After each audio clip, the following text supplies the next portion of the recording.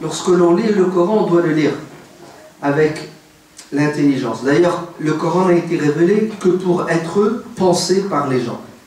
On ne lit pas uniquement le Coran pour la bénédiction, pour la baraka. C'est ça? Il y en a qui lisent le Coran pour se protéger, qui lisent le Coran pour des hasanats. C'est très bien.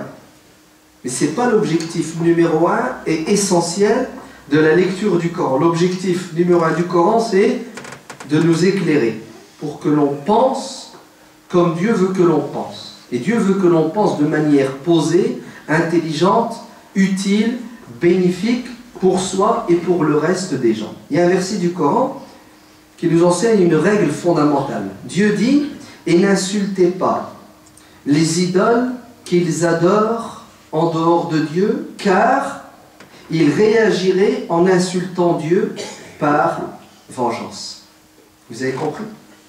On est à la Mecque, il y a énormément de pression sur la communauté musulmane. Les musulmans se font massacrer, les musulmans sont privés de tous les droits fondamentaux. Et c'est tout à fait normal que certains musulmans, sous la haine, les nerfs et la colère, veuillent quoi? Veuillent réagir. Mais réagir comment? C'est ça la question. On réagit comment quand on subit de la pression psychologique, verbale ou physique? Certains musulmans ont voulu quoi? Ont voulu réagir en insultant, et en rendant le mal par le mal. Ils nous molestent, nous allons insulter leurs idoles, nous allons les dénigrer. Ça nous fera un peu de bien, d'accord? Hein, on va vider nos nerfs, comme diraient certains. Dieu dit aux musulmans, ne faites surtout pas ça. Parce que si vous attaquez verbalement à leurs idoles, vous les insultez, vous les dénigrez, vous savez qu'est-ce qui va se passer? Ils vont réagir. Ils vont réagir comment? Ben, ils vont insulter Dieu, se moquer de Dieu, se moquer de son prophète. Et finalement, vous serez 2 fois plus perdant. Parce que vous allez encore souffrir 2 fois plus. Conclusion, ce n'est pas parce que j'ai envie de faire quelque chose. J'ai envie de vider ma haine, mes nerfs, que je dois le faire. Je dois d'abord penser aux résultats et aux conséquences. Parce que si les résultats sont négatifs et les conséquences sont négatives, je ne dois pas réagir de cette manière. Même si en soi, le fait d'exprimer sa colère, c'est positif, c'est bon.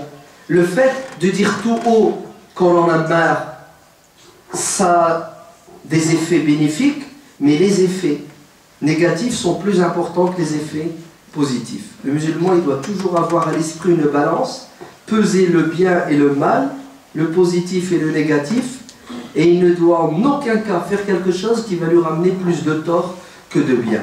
Même si son intention est bonne, même si l'acte ou la parole, l'action sont bons, vous entendez? Il ne suffit pas de faire le bien. Il faut bien faire le bien. Et bien faire le bien, ça implique de penser aux conséquences de notre action. Et si ça peut ramener des conséquences négatives qui pèsent sur le poids, sur le plateau de la balance, alors on ne doit pas réagir, on doit se taire et on doit utiliser d'autres méthodes et d'autres moyens. Et c'est exactement ce que le prophète sallallahu alayhi wa sallam a fait, puisque quand il a pris la Mecque, il a exposé à Aïcha le fond de son pensée, son épouse, en lui disant « Ya Aïcha, j'aurais aimé, j'aurais souhaité, je voudrais ». Donc c'est son intention, elle est bonne. L'intention du prophète ne peut être que bonne. Le prophète souhaiterait faire quoi? Zidou shwiya, serrer les rangs parce qu'il n'y a plus de place derrière. Zidou l-boutan, Allah yabarak fik. Donc le prophète sallallahu alayhi wa sallam dit à son épouse Aïcha, j'aurais aimé, j'aurais souhaité détruire la Mecque, la Kaaba, le temple, la maison de Dieu. J'aurais souhaité la détruire pour la reconstruire selon les plans initiaux. Car Ibrahim alayhi salam, quand il a construit la Kaaba, elle n'était pas comme ça. Elle était plus grande. C'était plus un rectangle qu'un carré. Donc le prophète alayhi salam voudrait la reconstruire selon les plans d'Ibrahim, car les Quraysh, quand ils l'ont reconstruite, ils n'avaient pas assez de matériaux licites, donc ils ont réduit la surface de la Kaaba. Le prophète sallallahu alayhi wa sallam est devenu maître de la Mecque, il est l'envoyé de Dieu, il a tous les droits et tous les pouvoirs, et qu'est-ce qu'il dit? il dit qu'il y a quelque chose qui m'empêche de détruire la Kaaba et de la reconstruire. C'est quoi cette chose qui l'empêche? C'est la réaction des gens. Le prophète sallallahu alayhi wa sallam va tenir compte de la réaction des Bédouins, des Arabes, des Mécois, qui viennent à peine de se convertir. Ils sont convertis depuis quelques jours. Le prophète dit à sa femme, je crains, j'ai peur. Il y a une éventualité que le fait de reconstruire la Kaaba les fasse fuir de l'islam.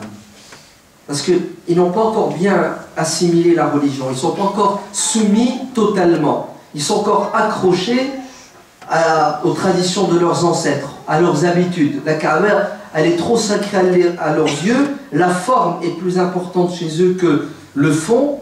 Donc, si jamais j'agis de cette manière, ça va avoir un impact négatif sur eux. Certains vont peut-être réagir violemment et quitter l'islam et reprendre les armes contre les musulmans. Alors, le prophète sallallahu alayhi wa sallam pèse le pour et le contre. Il tient compte des conséquences négatives de son acte. Alors, qu'est-ce qu'il fait? Il s'abstient. Et il ne détruit pas la Kaaba et il ne la reconstruit pas. Et il la laisse comme ça, même si ce n'est pas la vraie Kaaba, comme Ibrahim l'a construite. Tout ça pour dire que nous n'avons pas le droit, en tant que musulmans, d'agir sans tenir compte des conséquences. Surtout quand on agit et que ce que l'on fait, ou ce que l'on dit, touche directement à l'islam. À la rigueur, tu es chez toi, tu as envie de casser la porte de ta maison, ça te regarde. Ouais.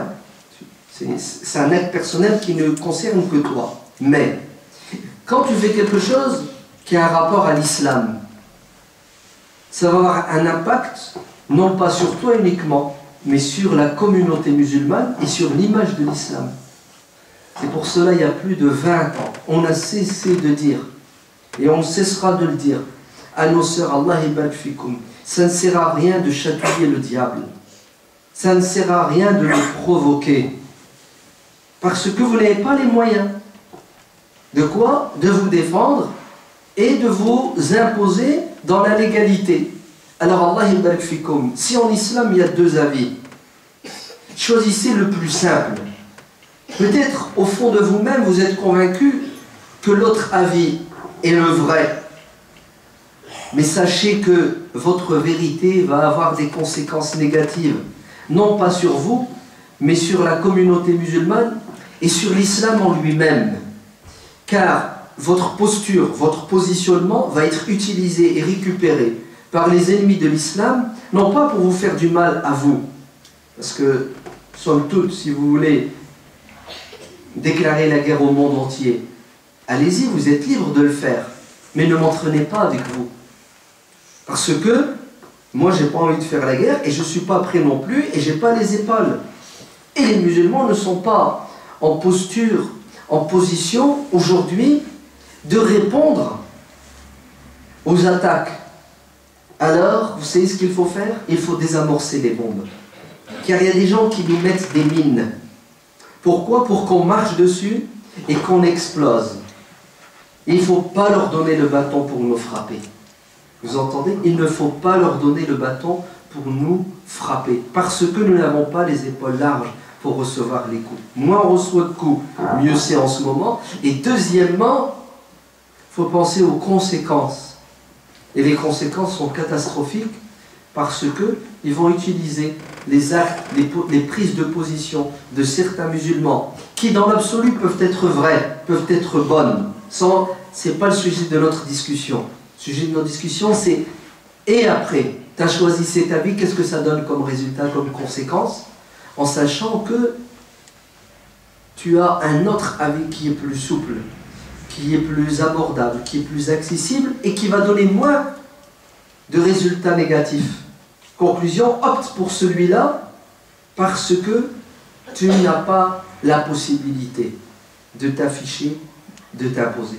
Il faut savoir faire des concessions. Bien entendu, il ne faut en outre absolument pas faire des concessions dans ce qui est fondamental. Sinon, tu n'es plus musulman. Si tu dois renier tes convictions, renier tes piliers, tes fondements, tu n'es plus musulman. sachant que c'est possible de le faire verbalement pour sauver sa peau et rester croyant dans le cœur. Mais ce n'est pas notre cas. Mais de manière générale, le musulman doit savoir faire des pas en arrière pour mieux sauter. Vous entendez?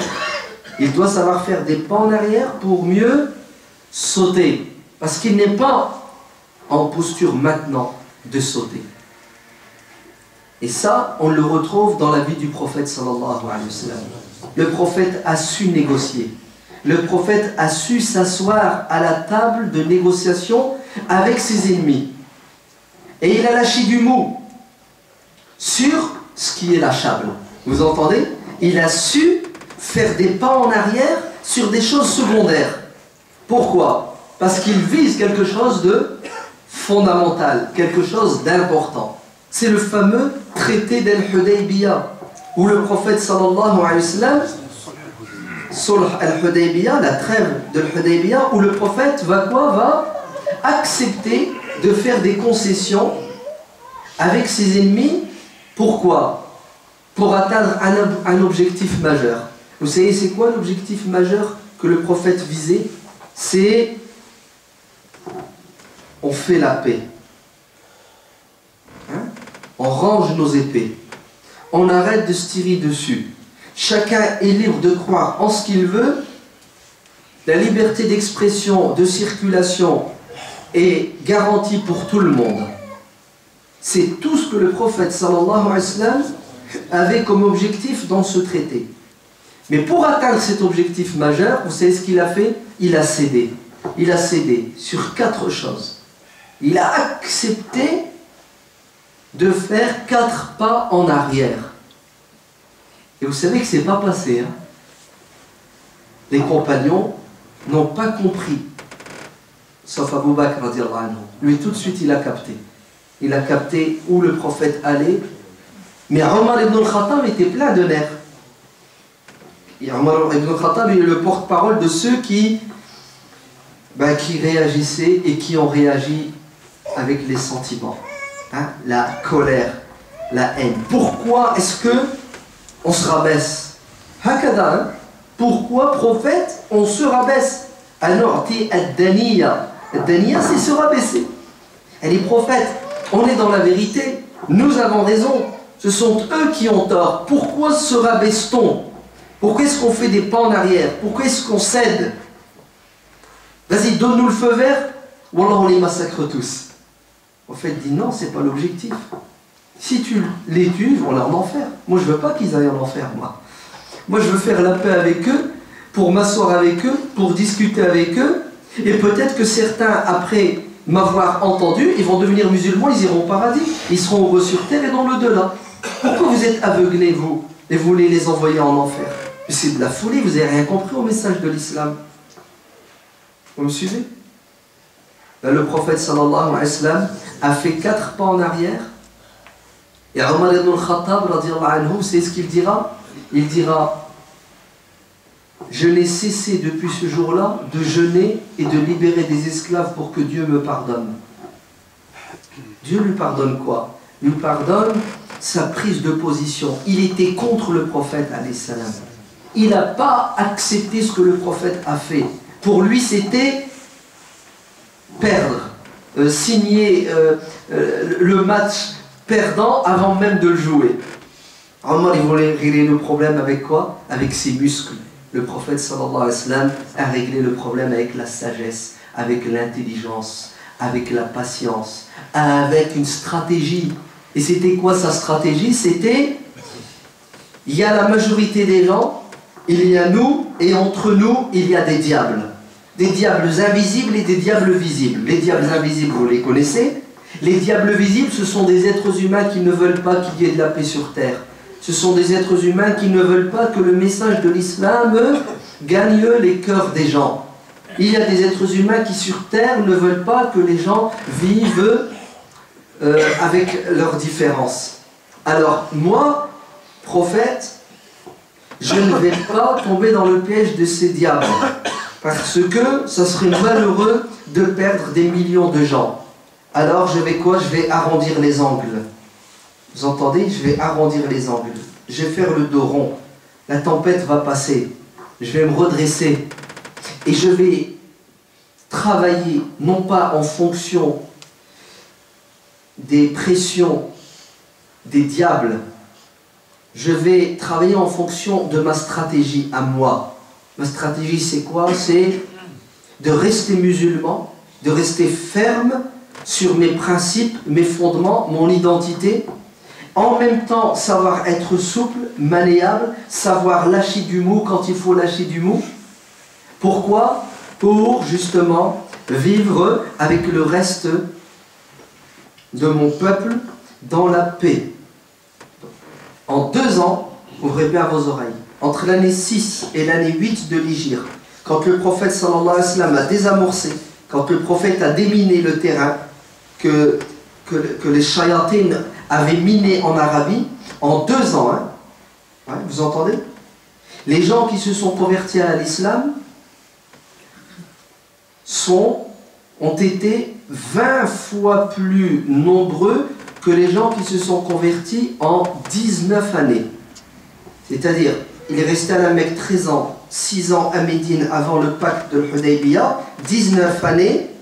Le nombre de personnes qui se sont converties en 19 années est 20 fois moins important que le nombre de personnes qui se sont converties durant les 2 années où le prophète a fait la paix avec les gens. Vous avez compris?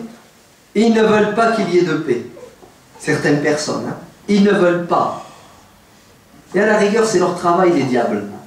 Mais pourquoi les musulmans ne comprennent pas les pièges, ne saisissent pas, ne voient pas les pièges? Vous savez pourquoi? Parce que les musulmans sont aveuglés par la passion. Ils ne sont pas éclairés par l'intelligence. Deuxièmement, parce que les musulmans sont égoïstes. Chacun pense à soi. Ils ne pensent pas à un niveau global, l'intérêt général. On voit pas plus loin que le bout de notre nez. C'est tout à fait normal qu'après, les foudres de Zeus nous tombent dessus et retardent tout et détruisent tout. اللهم ارزقنا الإخلاص في القول والعمل اللهم اجعلنا هداة مهتدين اللهم انصر إخواننا المجاهدين في فلسطين وفي ليبيا واليمن وفي كل مكان اللهم ارحم والدينا كما ربونا صغارا اللهم انبت أولادنا نباتا حسنا اللهم اجعلنا من الذين يعملون بما يقولون ويخلصون عندما يعملون آمين والحمد لله رب العالمين.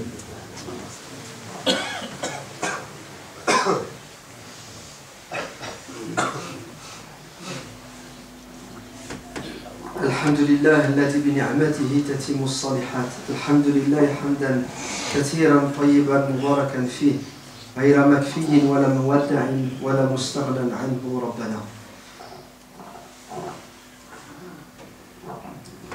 Ce qui est sûr et certain, c'est que tout musulman qui a un peu de sensibilité vis-à-vis de sa communauté est touché par ce qui se dit et ce qui se passe en ce moment.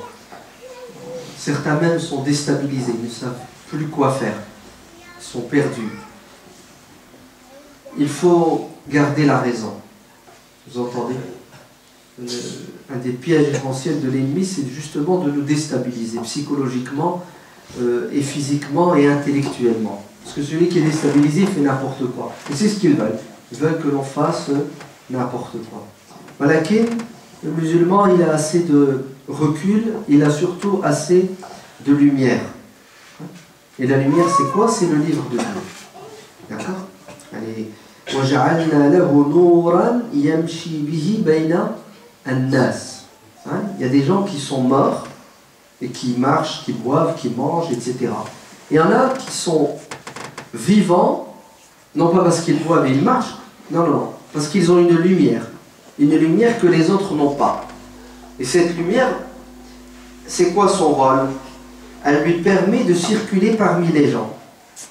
C'est une très belle image. Hein? Imaginez-vous, vous êtes dans le noir, il y a plein de monde. Vous vous déplacez, vous faites quoi? Vous rentrez, des accidents. Vous tamponnez avec les autres. Et tout d'un coup, vous avez une lumière et vous voyez.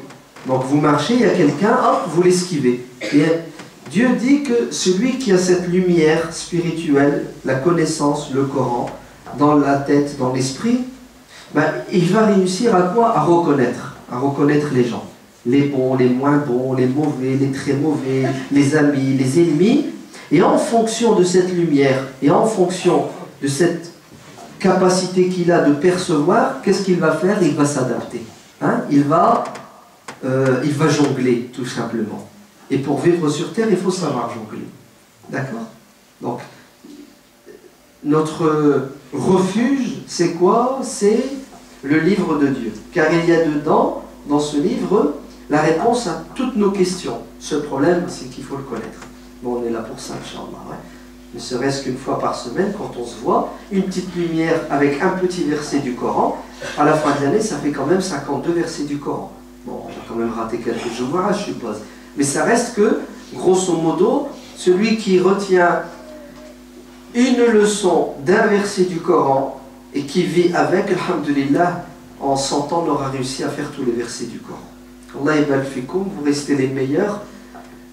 Continuez ce que vous faites, c'est-à-dire à venir à la mosquée. Juste certains ont oublié de cotiser. Excusez-moi, encore une fois. Obligé. Ouais, obligé. J'ai 2 casquettes, deux chapeaux là. D'accord. Les cotisations, ouais, c'est nécessaire, c'est important, c'est obligatoire, c'est fondamental. Je ne sais pas qu'est-ce que je dois encore dire. C'est urgent, c'est mortel même. D'accord.